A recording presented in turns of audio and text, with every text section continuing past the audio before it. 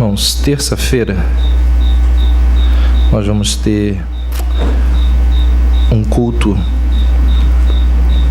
lá na casa dos meus pais, para a gente agradecer a Deus pela vida dos pais, um culto com toda a família. Se você desejar estar lá com a gente, você que não sabe onde é, depois você pode procurar informação aqui comigo, com meus pais ali, vocês que são visitantes, né, e desejarem estar lá com a gente, acho que vai ser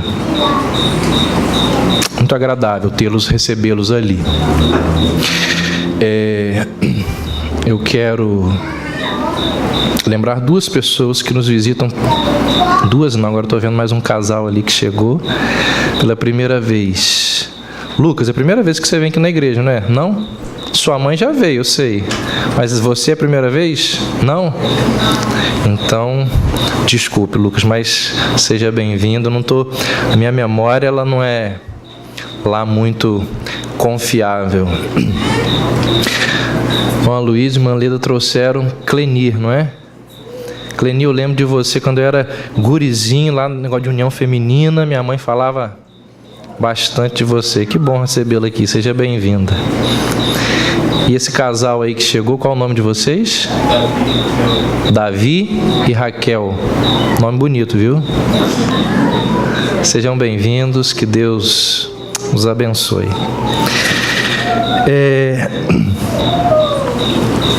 Vamos abrir nossas Bíblias. Romanos capítulo 5.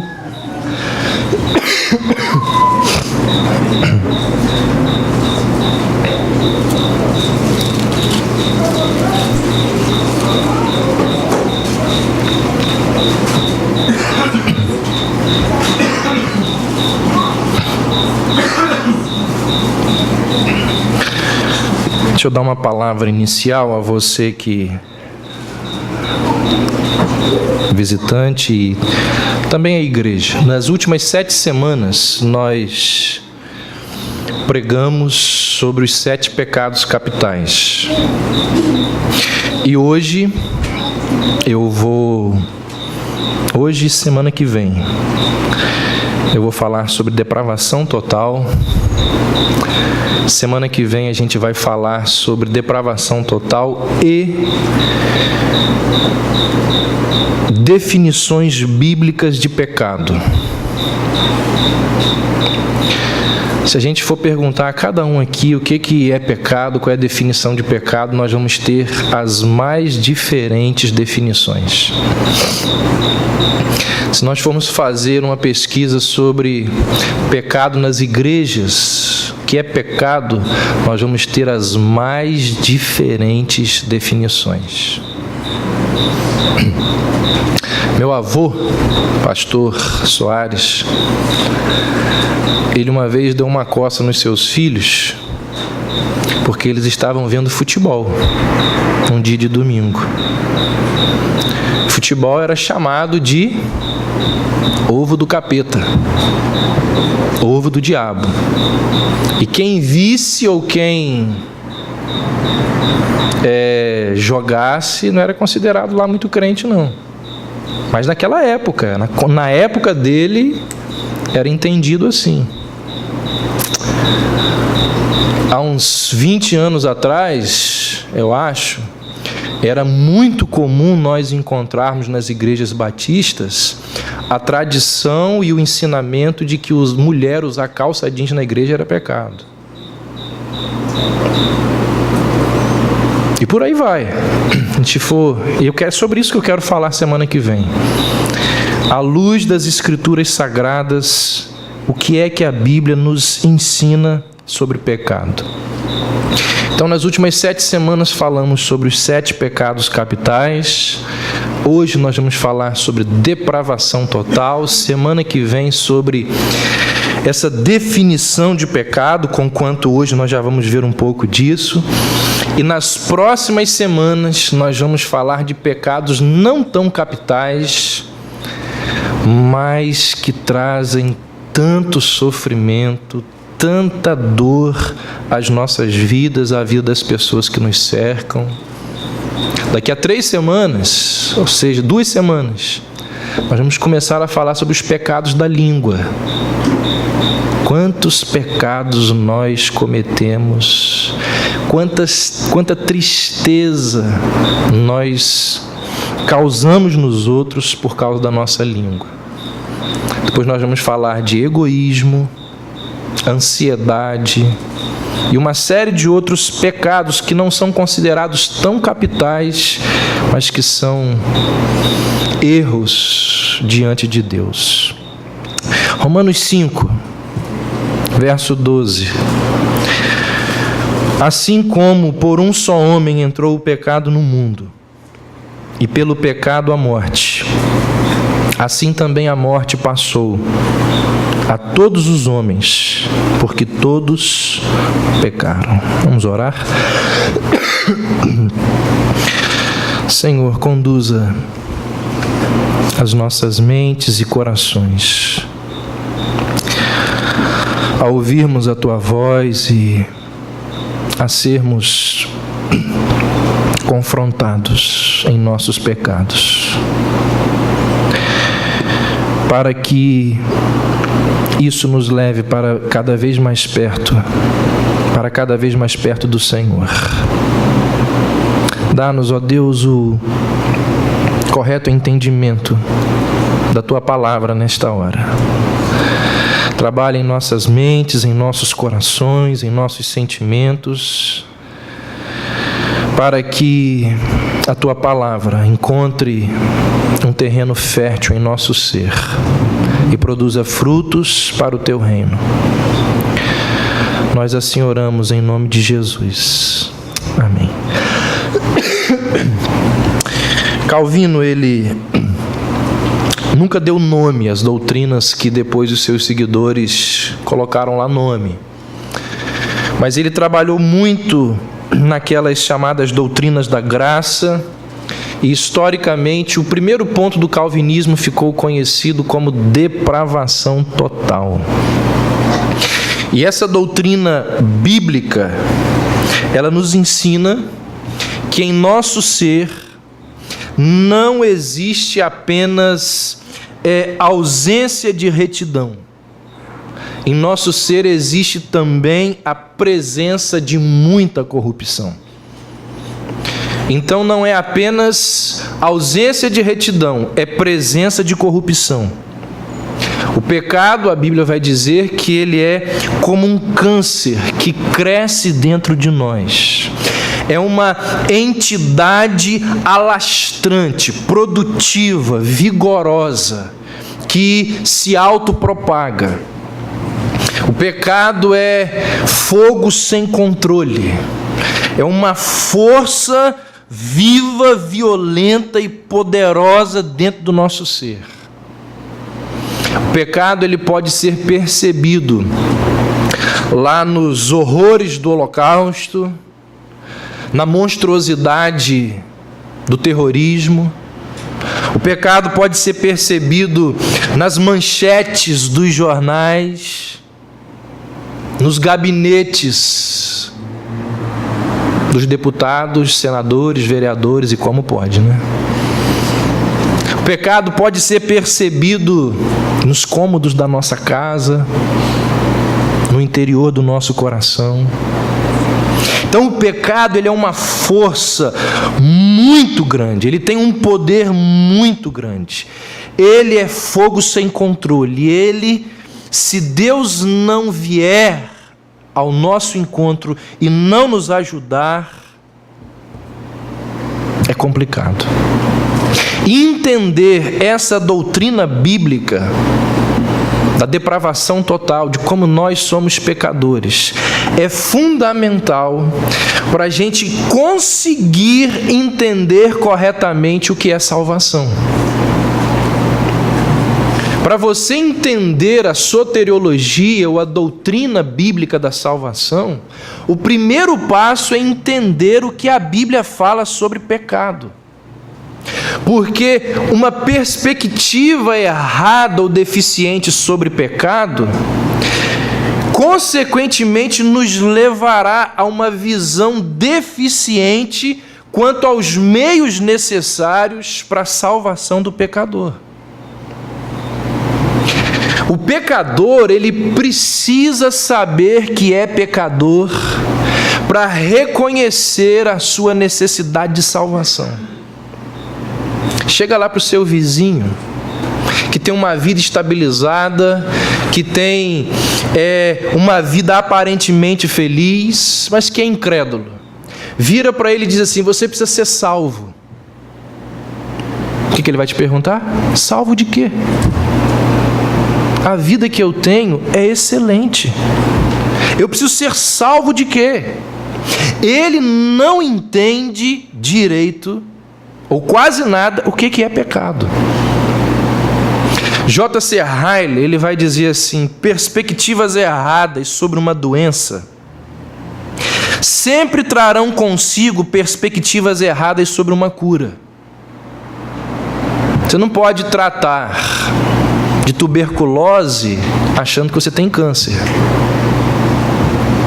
Perspectivas erradas sobre uma doença sempre trarão consigo perspectivas erradas sobre uma cura. Da mesma forma, perspectivas erradas sobre a corrupção da natureza do homem sempre trarão consigo perspectivas erradas sobre o grandioso antídoto e cura desta corrupção. Então, a primeira coisa que a pessoa que é pecadora precisa, que a pessoa que vai ouvir a mensagem do Evangelho precisa saber, é que ela é pecadora. Muito pecadora. E essa doutrina da depravação total nos ensina isso. E nos ensina muitas coisas.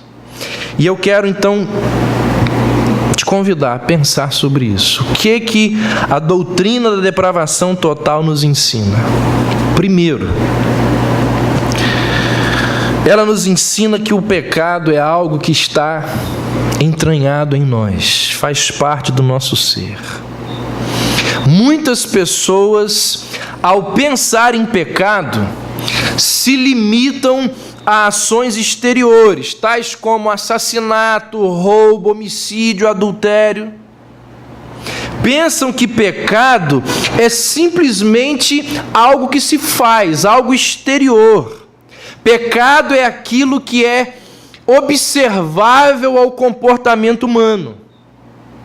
Mas quem lê as Escrituras vai perceber que a Bíblia ela é muito mais rigorosa. A Bíblia ela é muito mais enfática, muito mais radical. A Bíblia ela não contempla apenas o que é exterior, aquilo que é palpável, aquilo que é audível. Quem lê as Escrituras percebe que a Bíblia ela vai às profundezas da vida humana e diz que o pecado ele está presente em nossos pensamentos. Aliás, não precisava a Bíblia falar isso, você sabe disso, né? Você sabe como que o pecado está presente em nossos pensamentos. A Bíblia diz que o pecado está presente em nossas ambições. A Bíblia diz que o pecado está presente nas nossas decisões, nos nossos motivos, nas nossas aspirações e nas nossas orações. Até quando nós oramos, o pecado está presente.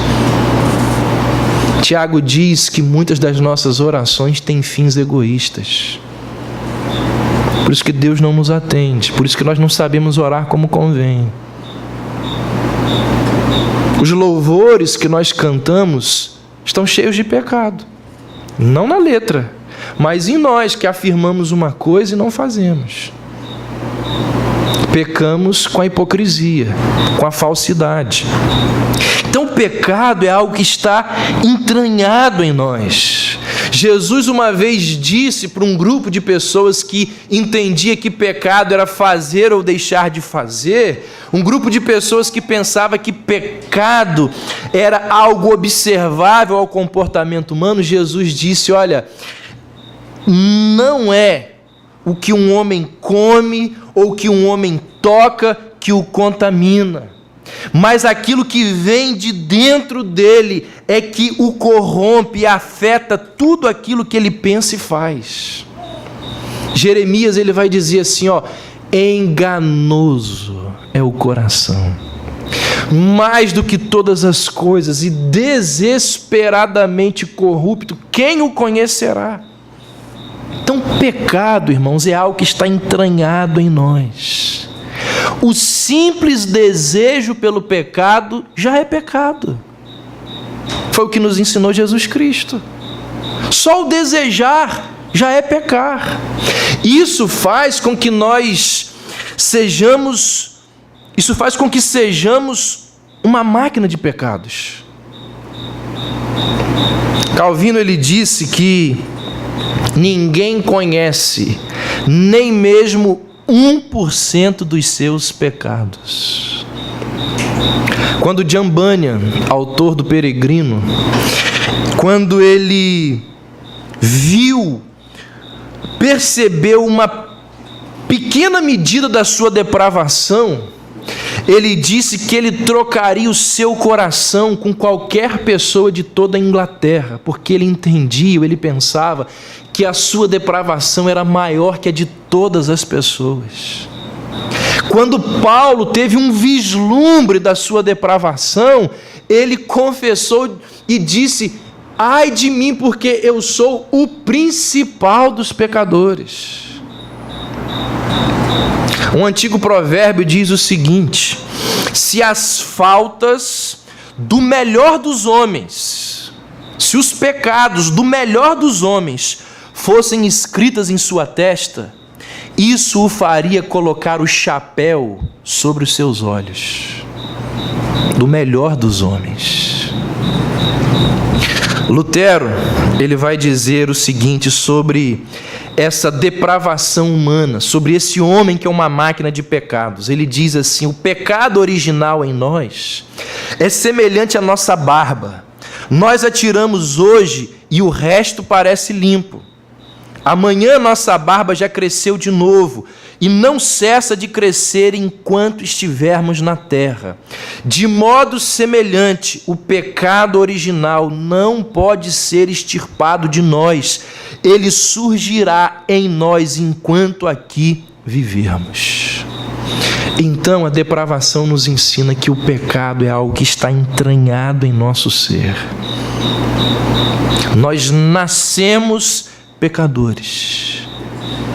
Nós vivemos nessa vida cheios de pecado e só estaremos isentos de pecado no dia que Deus nos levar.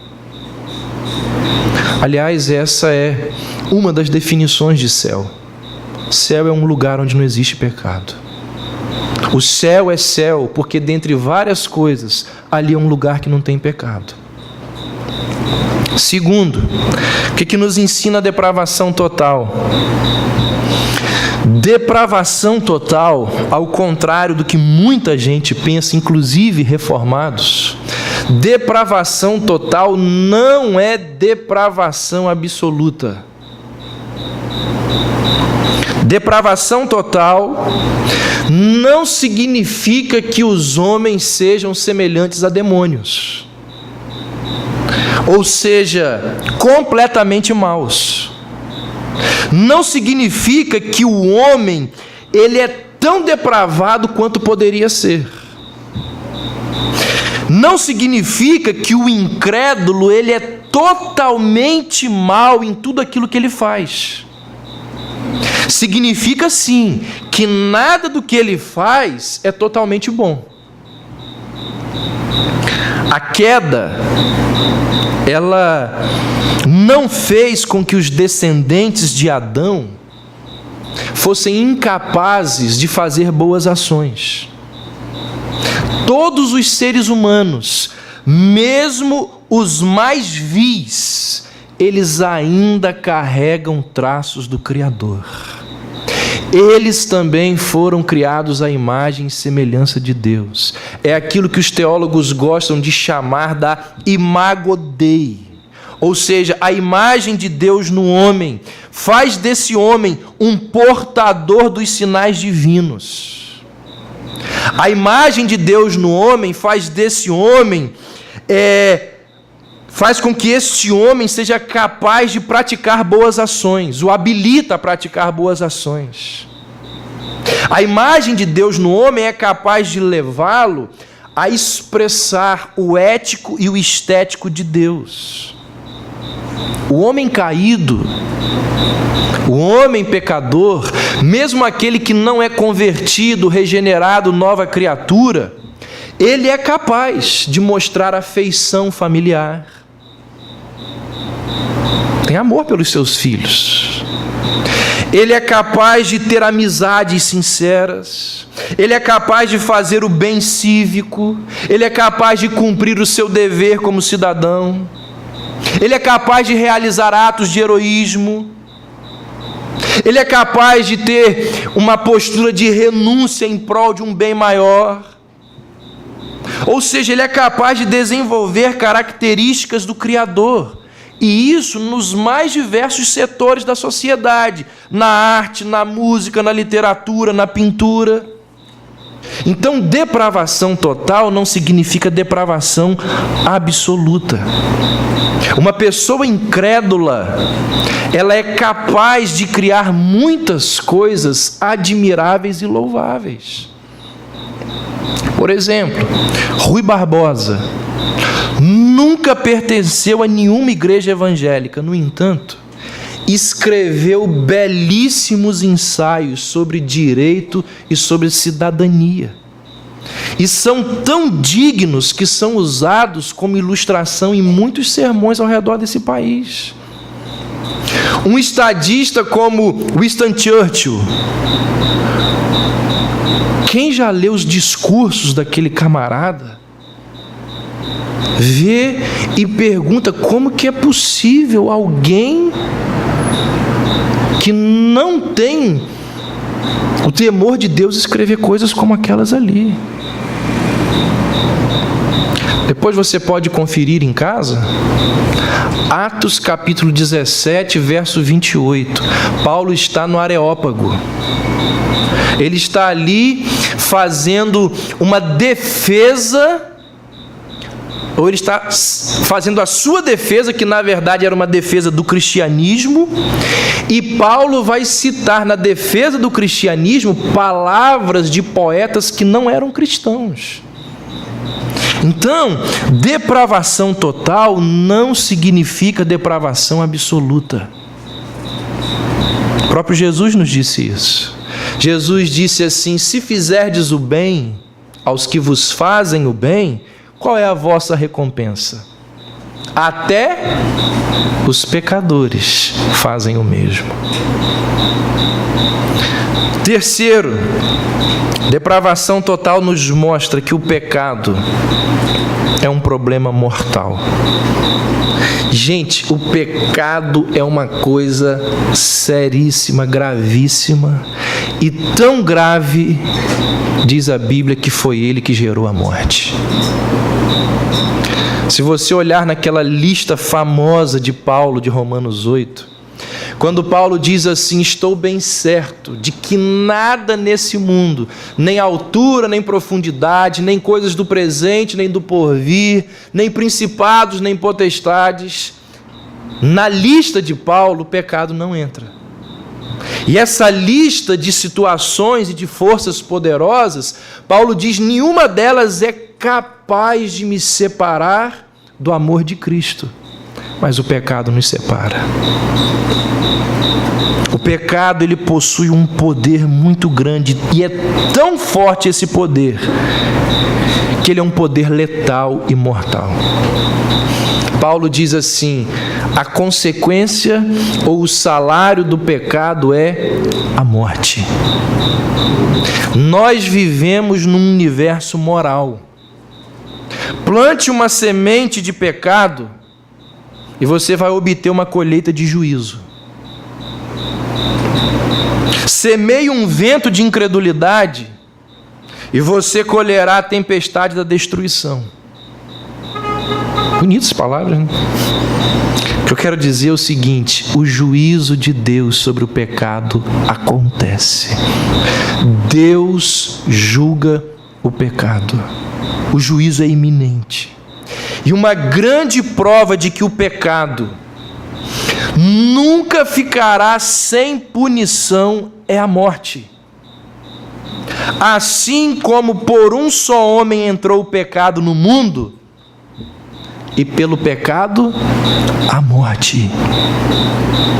Você e eu temos um compromisso inadiável com a morte. Você vai se encontrar com ela. Não sei se antes de mim, mas vai. Eu também vou. Nós vamos nos encontrar com a morte. O nosso corpo irá se separar da nossa alma. E ai daqueles que terão as suas almas separadas de Deus. O que a Bíblia fala e chama de morte espiritual. Eles serão lançados, diz a Bíblia, na morte eterna. Alma e corpo serão eternamente separados de Deus.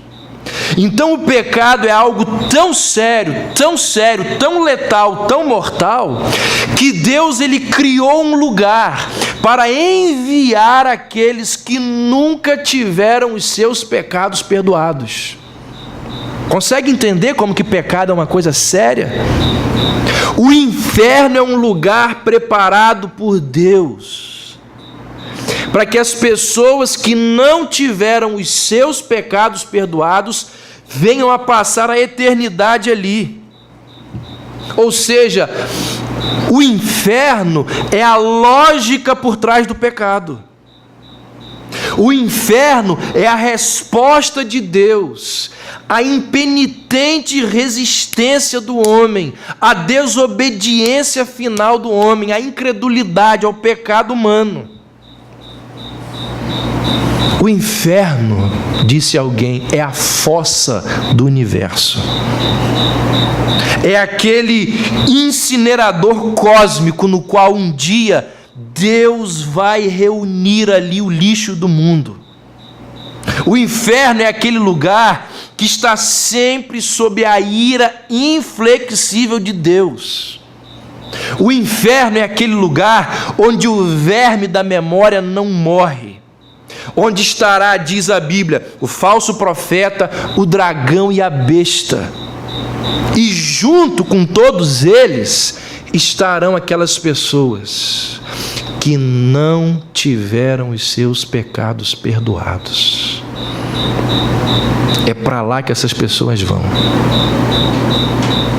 Então, o pecado é um problema mortal. Depravação total nos ensina isso. Em quarto lugar, a depravação total nos mostra. E aí você vai ter que ter um pouco de paciência comigo. Se você não entende muito esse negócio de depravação total,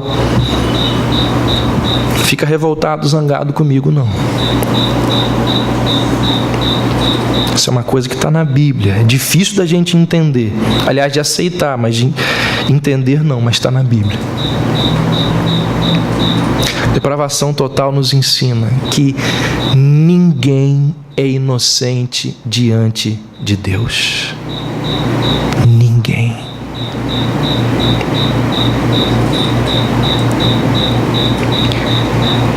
Nem as crianças. Meu filho de 2 anos que está ali, ele não é inocente diante de Deus.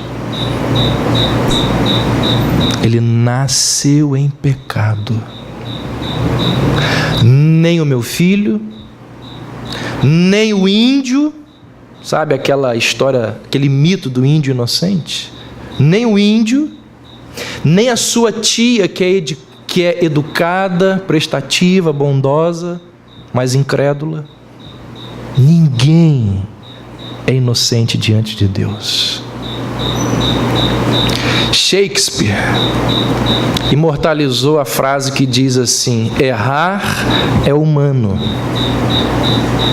Mas o que a Bíblia diz é que errar é o resultado da queda humana. Shakespeare não era um bom teólogo.